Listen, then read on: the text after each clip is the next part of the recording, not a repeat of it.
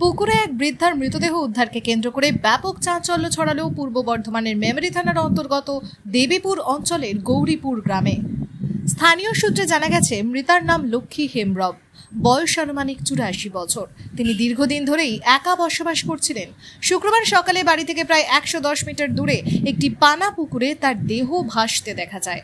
শরীরে একাধিক আঘাতের চিহ্ন রয়েছে বলে দাবি করেছেন স্থানীয় বাসিন্দারা। আপনার নাম? সনাতন কিসকু। বাড়ি কোথায় আপনার? গৌরীপুর দক্ষিণ পাড়া, মেমারি থানার। মেমারি থানা। আজকে কি হয়েছে ঘটনাটা এখানে? আজকে সকালে গরু মারতে যায়, তখন এই যে মৃত হলো তার পাশের বাড়ি একটা ছেলে গিয়ে আমাকে খবর দেয় এরম বুড়িকে পাওয়া যাচ্ছে না।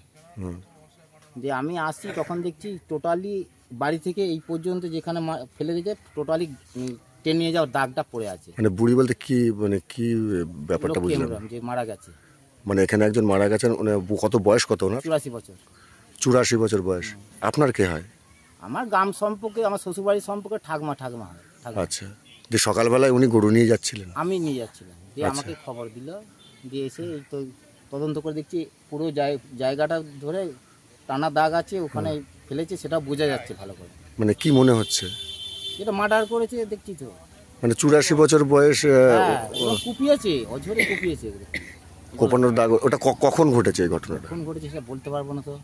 সকালে খবর পেলাম। বৃদ্ধ কি একাই থাকতেন? একাই তো, ওনার ছেলে পেলে নেই। আচ্ছা আচ্ছা। মানে মানে আপনাদের প্রাথমিক অনুমান হচ্ছে যে ওকে মার্ডার করেছে? হ্যাঁ, মার্ডার তো দেখা যাচ্ছে, কুপিয়েছে গলায়। আচ্ছা, প্রাথমিক আবার কি আছে? গলায় কোপানোর দাগ পাওয়া গেছে। হ্যাঁ, প্রচুর। কবে থেকে মানে ওনাকে পাওয়া যাচ্ছিল না? আরে আজকে কালকে তো খাবার দিয়ে গেছি, আজকে সকালে খবরটা পাচ্ছেন? রাতে ঘটনাটা ঘটেছে। আর পাওয়া গেল কোন জায়গায়? পুকুরে, পাশের পুকুরে একটা পানা।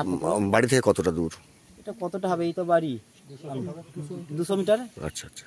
আধার কার্ড আছে? আধার কার্ড আমার কাছে সবাই। ঘটনাস্থলে দ্রুত পৌঁছয় মেমারি থানার পুলিশ। দেহ উদ্ধার করে পাঠানো হয়েছে ময়না তদন্তে। আপাতত ওই বাড়ি ও আশপাশের এলাকা ঘিরে রেখে শুরু হয়েছে তদন্ত। জিজ্ঞাসাবাদ করা হচ্ছে প্রতিবেশীদের।